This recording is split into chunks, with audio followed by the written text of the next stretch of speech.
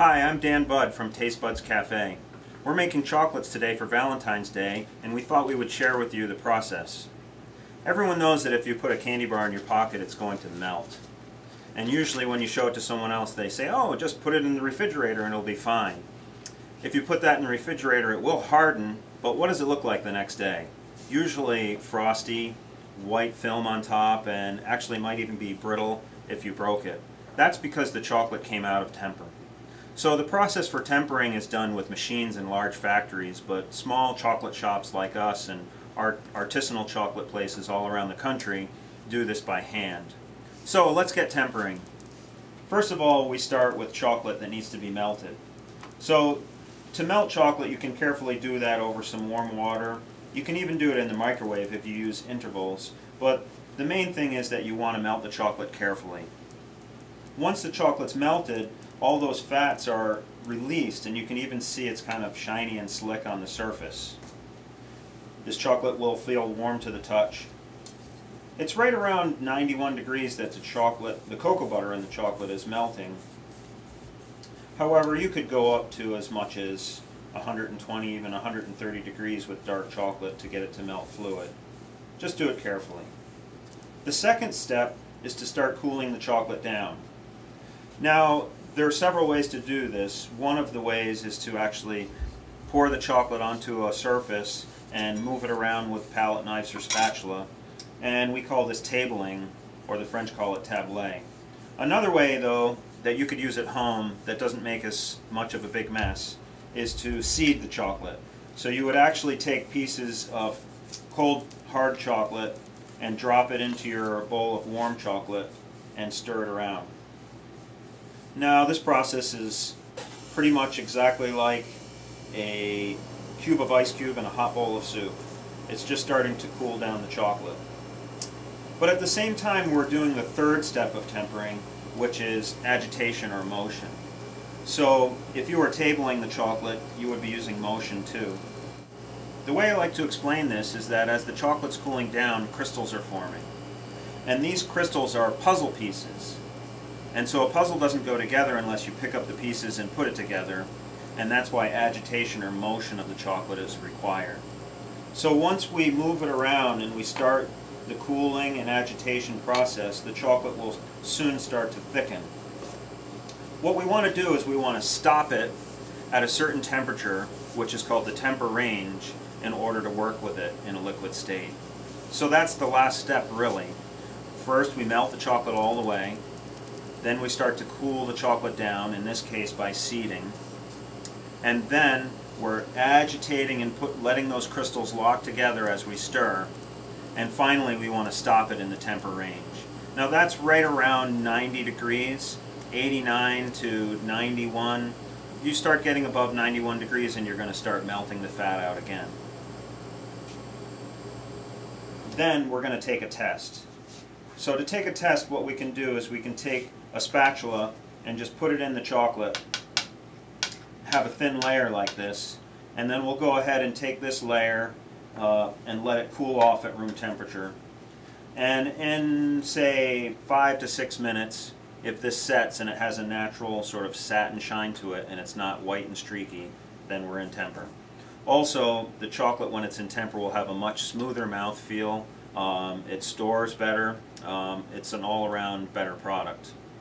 So remember, when your chocolate melts and it gets out of temper, it's not bad. You just need to go through these 4 steps. Melt the chocolate, cool the chocolate, agitate it as it's cooling, and then hold it at the temper range, and then you can make some yummy chocolates and decorations.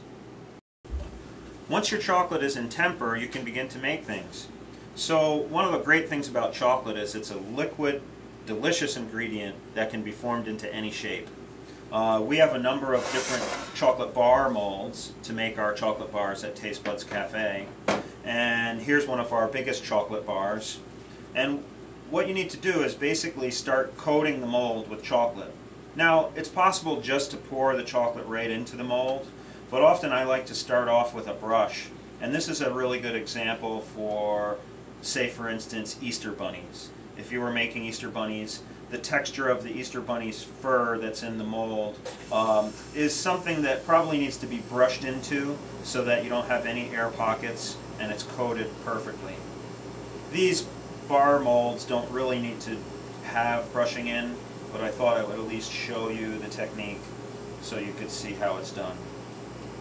You may also notice that some chocolates have different colors on them. We use a lot of cocoa butter based colors at Taste Buds Cafe, and we could put those colors in first and have that shown or transferred to the visual side of the chocolate. In this case, we're just making dark chocolate bars. So once the mold is coated with chocolate, essentially we can just pour chocolate in.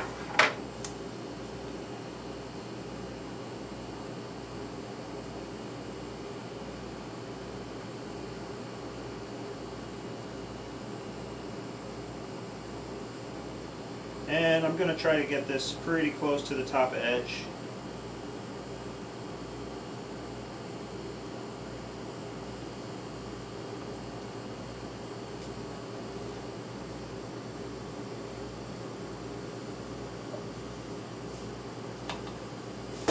Okay, and then what we'll do is we'll just start agitating the mold. So ideally we don't even have to use a spatula to level it off. We're just going to use a little bit of vibration.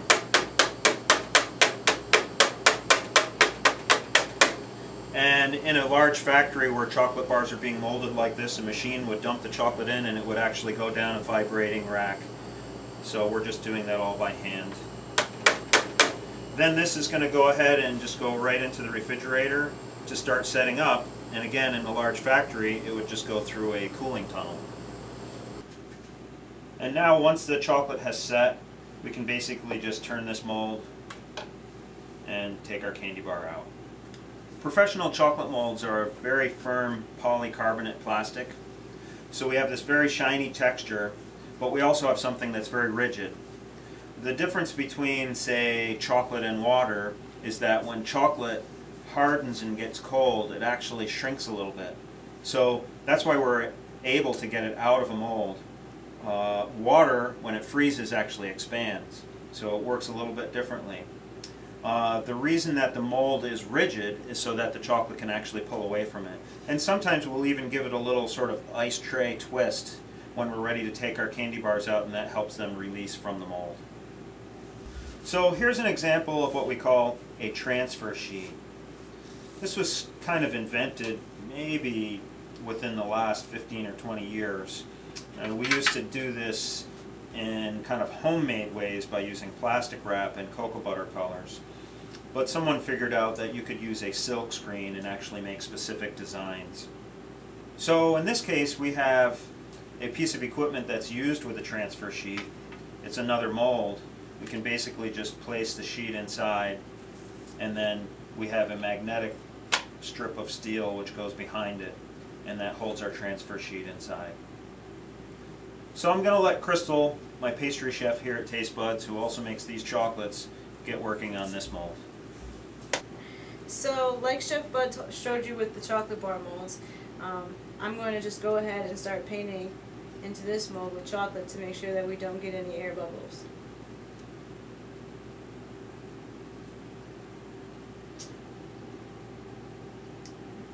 And we also want to make sure that the liquid chocolate is in good contact with the transfer sheet design so that we get the whole design once we've unmolded the chocolate.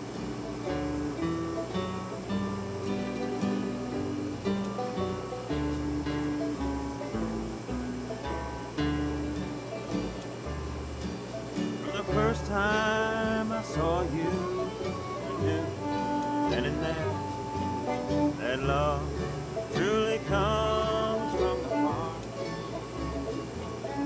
I was weak and my knees praying, Lord, oh please let me do this right from the start. When I looked into your eyes, there's really no surprise why my heart, it throbs so much. And I knew you were mine. I another time when I married the woman I love. And now my eyes, they can see. Okay, so before the chocolate in our mold gets too set up, we want to scrape the bottom clean so we have a nice level surface once we unmold. Since these will be the bottoms of our chocolate, we want them to sit nicely in our display case. Now we're going to start filling our molds, and here we have a strawberry balsamic filling. I'm just going to pipe it into.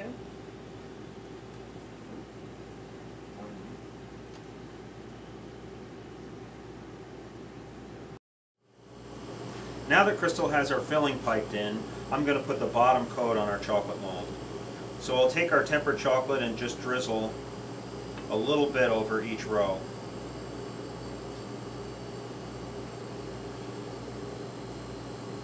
It's really important when you work with chocolate to learn how to work clean. It can get really messy. So you see I'm working right over the bowl, and I'm going to scrape the chocolate right back into the bowl. So work a little bit into each mold.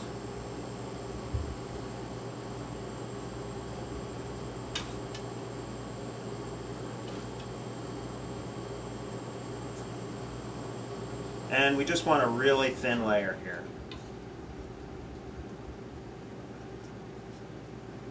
So once I've smoothed it off a little bit, then I can take this mold, just like with the chocolate bars, give it a little bit of vibration,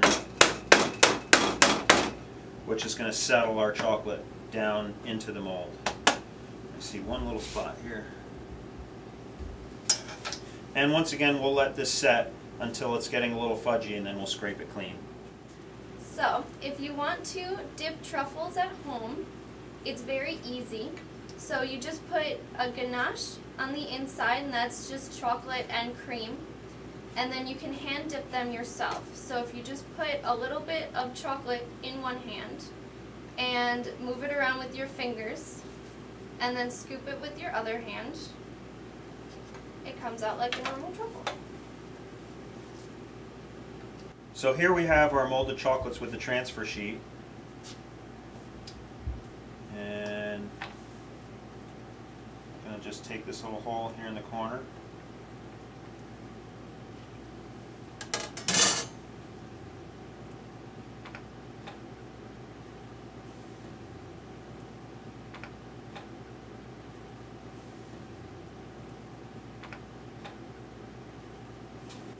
Here's a mold of some small heart-shaped chocolates that we filled earlier.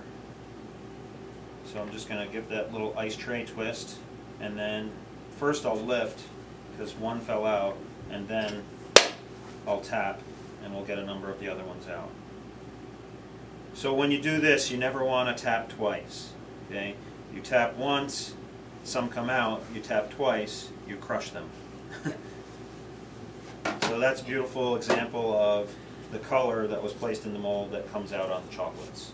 These are nice little chocolate caramels.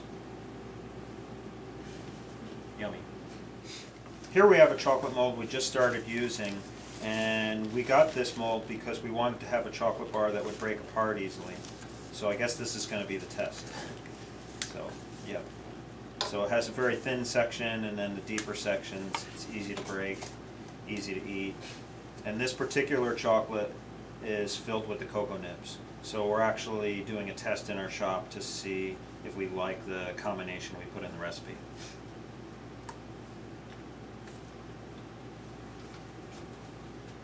It's good. Now, when you temper your chocolate to make candy bars and confections, the chocolate is going to be shiny like this, but it also is going to taste a lot better. When you bite a chocolate that's been tempered, it should have a little snap to the bite. And then it should melt smoothly in your mouth and bloom all those wonderful flavors of cocoa. Some chocolates have amazing flavors, even flavors like fruit that aren't even really in the chocolate. It's just a nuance, something you have to search for sometimes. But that's what's special about chocolate.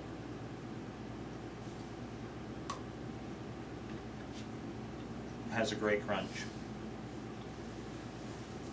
At Taste Buds Cafe, we're really proud of everything that we make by hand. We bake breads, make soups, sandwiches, salads, pastries every day, and we're especially proud of our chocolates. So get out and buy some chocolates for Valentine's Day. Go to your local chocolatier and get something that was made by hand.